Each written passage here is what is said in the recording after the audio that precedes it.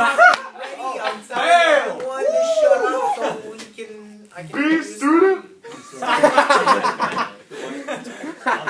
Go. In a world where one man and his accomplice have to take on the challenge of educating a classroom about ancient rhetoricians, here's Josh and Hunter. Yeah! Man, and which is the accomplice.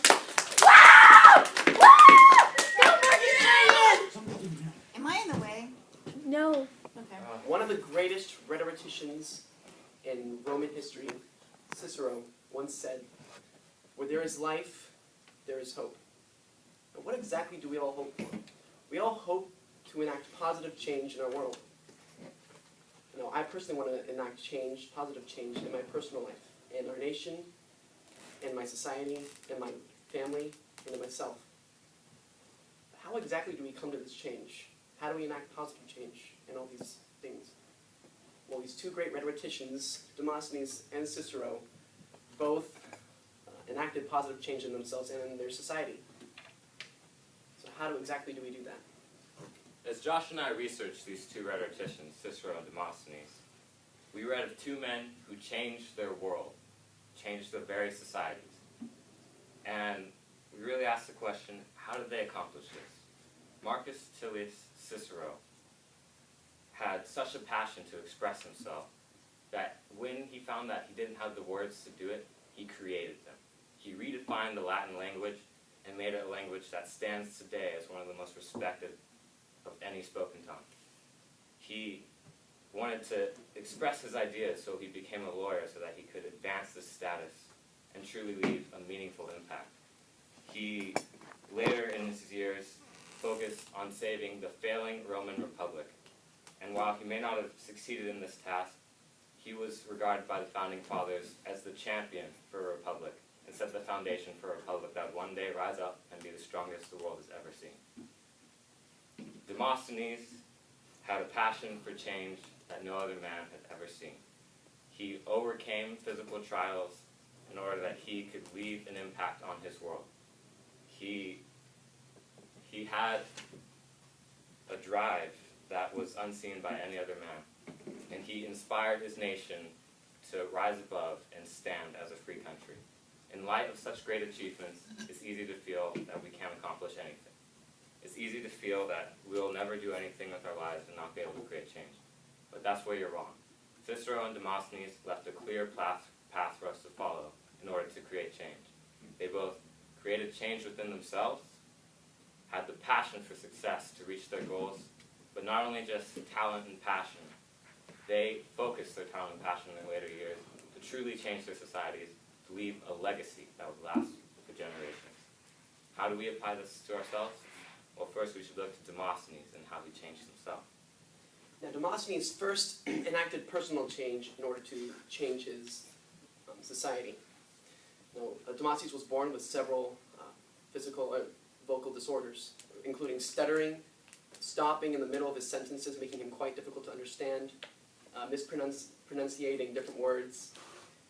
And so the first thing he had to do in order to change his society is he had to change himself. So he had to first look inside himself and see what he needed to do. And so he saw that he needed to change his vocal. So what he did is to change his stuttering, what he did is he put rocks, pebbles inside of his mouth in order to allow him to over-enunciate. He spoke in front of the roaring ocean in order to talk over it, to fix his volume problem. He gave speeches while he was running in order to fix his breath control. And despite being born with these physical handicaps, he was able to conquer them despite frustrations and dismay that might overcome him while he's attempting to perfect himself. Now, Cicero also had his fair share of improvements he had to make for himself. He was born into a second-class family in Rome. While they had no lack of money, he had no nobility to his name, and he was a nobody. In order to gain stature, he would have to prove himself. So he spent his early years preparing so that he could do this. He studied hard and mastered his speech so that when an opportunity arose, he would be able to take it. And that opportunity did come, and he took it. This came when a man was accused of murder, and Cicero was appointed to be his lawyer. Cicero so eloquently defended him and so wholly accomplished it that the charge of murder was actually put against the accusers by the end of the trial, and his defendant was completely saved. Cicero completely established himself, gaining the influence he wished to express himself. Now, he had a passion that drove him on. He wanted to express himself. He had established himself, overcoming his shortcomings.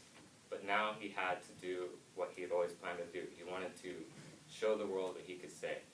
So he pushed on through philosophy, explaining many new ideas and learning to love every aspect of what he does, improving his accolades as a lawyer, gaining new and more powerful influence. But he was not the only one who had such passion for success. In fact, his passion is hard to rival another man, and this man's name was Demosthenes. Now, in Demosthenes' starting years, what was really his driving passion that started him in the speaking regime was revenge. Yes, it was a self-centered passion that was, what happened was his guardians ended up spending his inheritance because his parents died at the age of 6 or 7. And so his guardians ended up spending his entire inheritance. And so due to this, that was his driving passion in order to become a good speaker. And he eventually won the case, but it gained him little money, but it opened the doors to him to be able to speak and have people listen to him.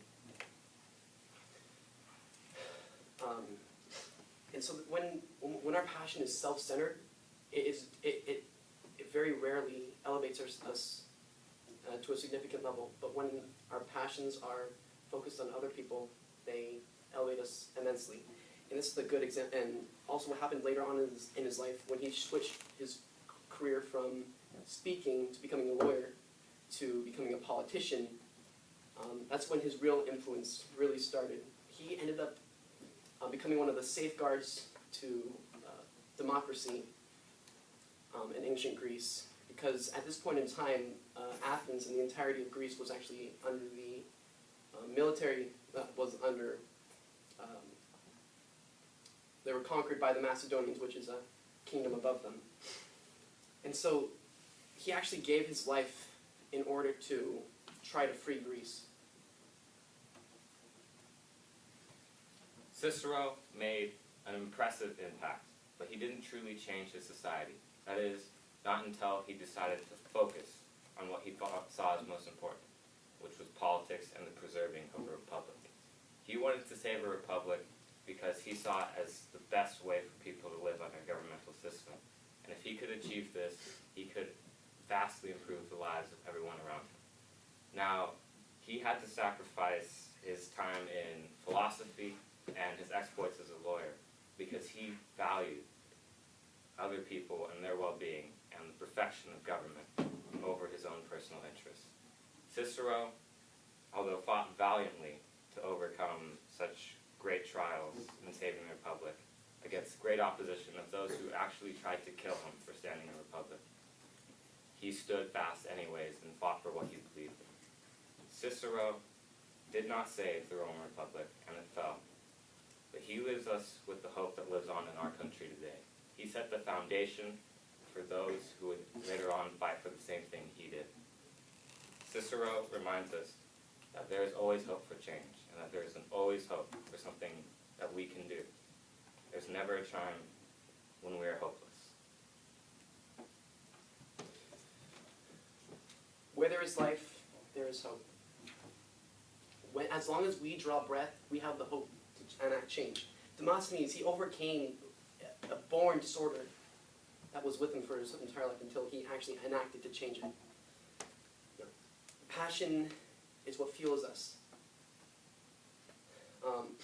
And you can overcome the limits that are set before you if you apply that. But if you enact focused passion, and if you enact yourself for other people, instead of elevating yourself, you could give yourself a legacy.